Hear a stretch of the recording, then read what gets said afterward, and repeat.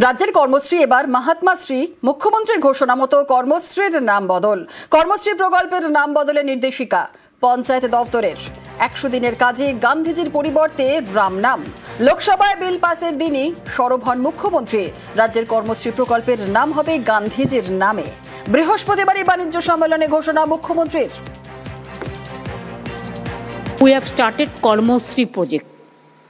Now Gandhiji name is not there. I am feeling same. Father of the nation, Narega program in the name of Gandhiji. Now the bill came. Gandhiji's name won't be there. So we have started this scheme Karmosri. This scheme's name will be changed Mahatmaji schemes. If you don't give respect to Mahatmaji, we will give respect. We know how to give respect to Mahatmaji. আর এবারে দীঘায় নতুন laser park. সৈকত শহরে অমরাবতী পার্কের কাছেই তৈরি park. Digha Shankarpur উন্নয়ন পর্ষদের উদ্যোগে তৈরি পার্ক। 20 টাকার বিনিময়ে লেজার শো দেখতে পাবেন যারা ঘুরতে যাবেন পর্যটকরা দীঘায়।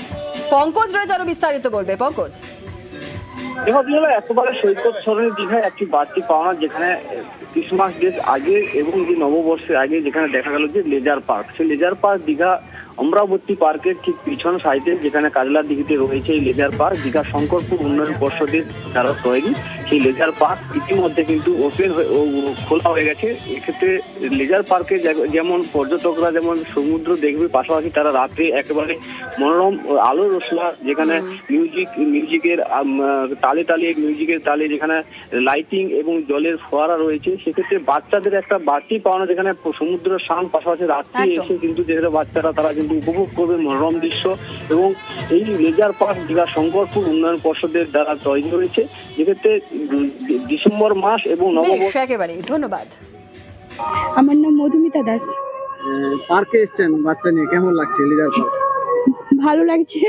বাচ্চাদের অনেক পার্কই থাকে, কিন্তু এই পার্কটা ভালো লেগেছে শোটার জন্য।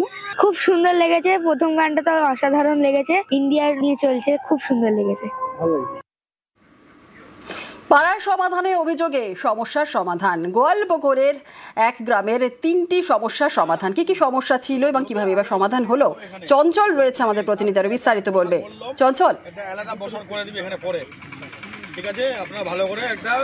চঞ্চল শোনা যাচ্ছে? জানিয়ে রাখি যে গোয়ালপুকুর 1 নম্বর ব্লকের যে দেহুর গ্রাম রয়েছে, সেই দেহুর গ্রামের 3টি সমস্যার সমাধান হয়েছে। সেই গ্রামে হিন্দু মুসলিম 2 সম্প্রদায়ের মানুষেরই কিন্তু বসবাস রয়েছে, এবং সেই গ্রামের দীর্ঘদিন ধরে সমস্যা যেটি হচ্ছে গুরুত্বপূর্ণ, একটি হিন্দু ভাইদের জন্য যেটা করা হচ্ছে শ্মশান ঘাটের চুল্লি, এবং অন্যদিকে করা হচ্ছে মুসলিম ভাইদের জন্য যে ঈদগাহ রয়েছে সেই ঈদগাহ মাঠে ঢালাইয়ের কাজ। পাশাপাশি গ্রামে কিছু ফটোগ্রাফিরও ব্যবস্থা করা হয়েছে। এই 3টি সমস্যার সমাধান কিন্তু আমাদের পাড়া আমাদের সমাধানের মাধ্যমে সমস্যার সমাধান হয়েছে, এবং এই সিনেমার সাথে কিন্তু খুবই গ্রামের বাসিন্দারা। বেশ, ধন্যবাদ।